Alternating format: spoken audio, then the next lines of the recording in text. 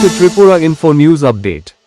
স্বচ্ছ ভারত মিশনের অন্তর্গত পশ্চিম ত্রিপুরা জেলার জেলা শাসক ও কালেক্টরের কার্যালয় প্রাঙ্গণে পশ্চিম ত্রিপুরা জেলার জেলা শাসক ড বিশাল কুমার এবং পশ্চিম ত্রিপুরা জেলা পরিষদের সভাধিপতি বিশ্বজিৎ শীল বর্জ্য সংগ্রহের 6টি গাড়ির উদ্বোধন করেন ও পতাকা নেড়ে শুভ সূচনা করেন।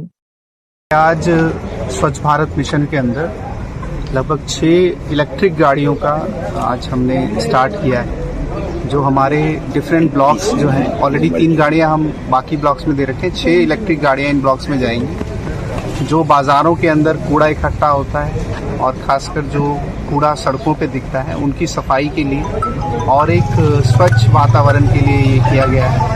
माननीय सुप्रीम कोर्ट के आदेश पे अब सभी बाज़ारों में, सभी गलियों में अब ये सफाई की जाएगी और सॉलिड वेस्ट, जो कूड़ा कचरा जो इकट्ठा होता है, उसका नियमपूर्ण और प्लानिंग तरीके से इसका निपटारण किया जाएगा। इसी उपलक्ष्य में ये हमने नए जो गाड़ियाँ हमारे ब्लॉक्स को दी गई और मुझे उम्मीद है कि ब्लॉक डेवलपमेंट ऑफिसर्स और आम नागरिक इस सुविधा का जो सरकार की तरफ से दिया गया है, इसका अच्छे से इस्तेमाल करेंगे। कितना कॉस्ट?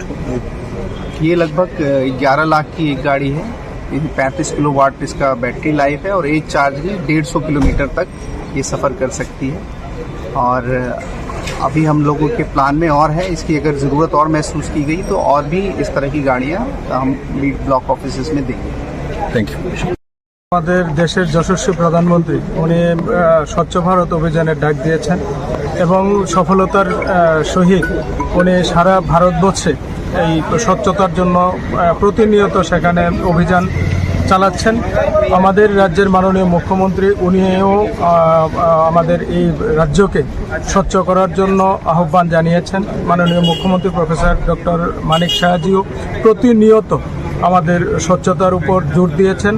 তো সেই লক্ষ্যকে সামনে রেখে, সেই লক্ষ্যকে আমরা যাতে পশ্চিম ত্রিপুরা জেলায় সেটা সম্পূর্ণভাবে আমরা পালন করতে পারি, তার জন্যই আজকে আমাদের 6টি গাড়ি সেখানে দেওয়া হয়েছে, আগেও দেওয়া হয়েছিল, যাতে আমাদের ব্লক এরিয়ার মধ্যে, ব্লক এলাকাগুলির মধ্যে যে বাজারগুলি আছে, সেই বাজারগুলি যাতে স্বচ্ছ থাকে, সেখানে যাতে কোনো আবর্জনার স্তূপ যাতে দেখা না যায়, তার জন্যই আজকের এই গাড়ি দেওয়া হয়েছে। আর আপনারা জানেন সেই গাড়িগুলি ইলেকট্রনিক গাড়ি দেওয়া হয়েছে, সেটাতে খরচাও অনেক কম পড়বে এবং আমাদের যে পরিবেশ বান্ধব সেটাও হবে, সেখানে পরিবেশ দূষণ হবে না, খরচাও অনেক কম পড়বে। যদি আমরা পেট্রোল ডিজেলে চালাতাম তাহলে অনেক বেশি খরচা সেখানে পড়তো জ্বালানি বাবদ। এগুলি ইলেকট্রিক গাড়ি, সেখানে হয়তো মাসে 1,500-2,000 টাকার মতো আসবে আর প্রত্যেক দিন সেখানে 150 কিলোমিটারের মতো গাড়িগুলি সেখানে চলতে পারবে। তো সেখানে আমাদের তেলও সাশ্রয় হবে এবং